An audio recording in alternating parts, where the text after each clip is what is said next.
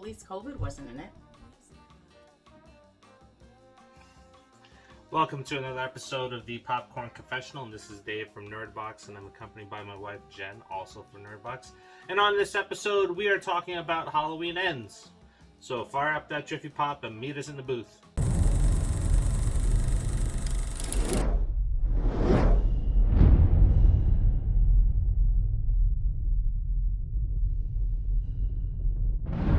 This is Brian O'Halloran, and you're watching the Popcorn Confessional on the Nerdbox.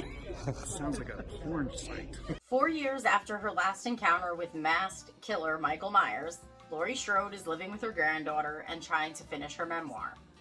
Myers hasn't been seen since, and Laurie finally decides to liberate herself from rage and fear and embrace life. However, when a young man stands accused of murdering a boy that he was babysitting, it ignites a cascade of violence and terror that forces Laurie to confront the evil she can't control.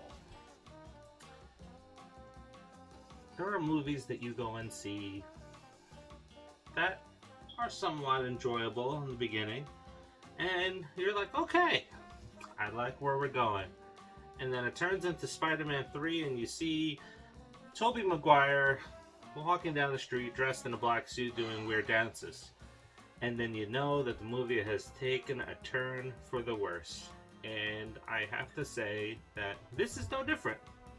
There is a curse of Michael Myers. It's no one knows how to finish this fucking franchise off when they're making a series of movies. Halloween 6, Halloween Resurrection, H2, and now Halloween Ends. What we got here, I want to say, is a failure to communicate, but is a failure to deliver a story. They change a lot of things up in this film, which I was kind of okay with. You go a different direction, that's fine. But you change the cinematography around, you change the music. It really, the only thing about this movie that's Halloween is you have a guy wearing a Michael Myers mask, you have somebody named Laurie Strode, and the title is Halloween. And people have their houses decorated. This did not feel like a Halloween movie. And in fact, they kind of shit all over Michael Myers. They made a joke out of Michael Myers. He came off as extremely weak, not the foreboding presence that you're used to. If you would have seen this movie when we were 19 and we went into that haunted house the first time that we told on the Halloween Memories, you would not have been scared with them. I would have laughed in his face. Come on. If this was the Michael Myers that I was subjected to, presented with, however you spin it, I would have been like, you're stupid. I honestly, I felt bad for Michael in this movie. I really did. They just made a joke out of him.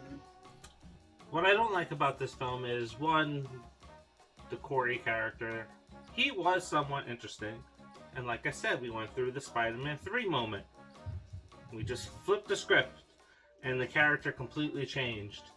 And we start going down a path that makes absolutely no sense. And even some of the characteristics about, Laurie and Allison are kind of off. What I really didn't like with the whole thing with Allison's character in this movie is that the course of these events is like 3 days.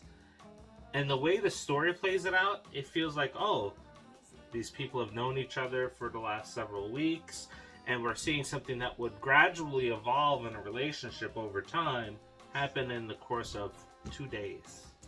Yeah. Somebody had half of a script of a movie and took half of the script from another movie and they put it together, and it just feels like that when you're watching it. And they shouldn't have married them. They should have split. And the thing too with Allison, right, is like it's a course of like 2 days, I guess. I'm not sure. But like her whole attitude and relationship with her grandmother just flipped a switch in a matter of like 2 days. It is the Spider-Man 3 factor. Everything is going good, hunky-dory, and then it all just turns to crap. How's the pie? So good. Yeah. It's like, oh, I'm living my best life now. I'm a nurse and I'm happy living with my grandmother. And then she meets Corey and her grandmother is this evil person who caused all of this to happen. And it's in the latest trailer. Like, so that's why I don't really try to pay attention to trailers, because the trailers give away things. Well, but they shoved these trailers down our throats. Yeah. They really did. But with this trailer here, the latest one, you get to see that breaking in the trailer where, you know, she's shaking her grandmother and it's like, you caused all this. Yeah. I don't know. It was just a bad movie. Now I'm really worried about Exorcist. Really, really worried about Exorcist. And I didn't think... Wait, I'm sorry. Are they remaking that? Yes, the same team that made this trilogy is making an Exorcist trilogy. Oh. Please don't. I really enjoy 2018. Everybody in this house enjoys 2018. Mm-hmm. And then Kills came. And then everybody's like, don't know. Because Kills was literally overkill. Like I've said, like, why did he kill so many people? It made no sense. It was just uncalled for, unnecessary. And then this one came, and I think there was a decent amount of kills, right? Except that Michael wasn't really a part of the movie. For like an hour and 10 minutes. They said it was going to be different, and it is truly different. Because it's not a Halloween movie. No, not at all. So, anyway, what do you rate this one? Nope. I own Halloween 6, I own Halloween Resurrection, and I own H2, but honestly, I'm not going to rush out to buy this one, so, yeah, it's a nope for me.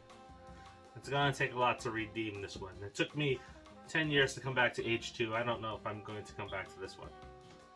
So, anyway, let's talk about some other things. There is obviously a new Clown Prince of Halloween that is Terrifier. So, on Wednesday, the 19th at 5 o'clock, we will be dropping a cast reunion on the channel on Donna Jean's Coffee House of Horror. So, tune in for that. And don't forget, it is the quest for 5,000 subscribers, and you can help us get there by ensuring that you are subscribed to the channel. And if you are, then you can do a little extra by liking and sharing. Yes, please share. Sharing is caring. Every video that gets 100 likes and 100 comments, you have a chance to win a prize. And then when we hit 5,000 subscribers, you have a chance to win this box of Strawberries and Scream signed by Matthew Lillard and David Arquette. And until the next one, see ya.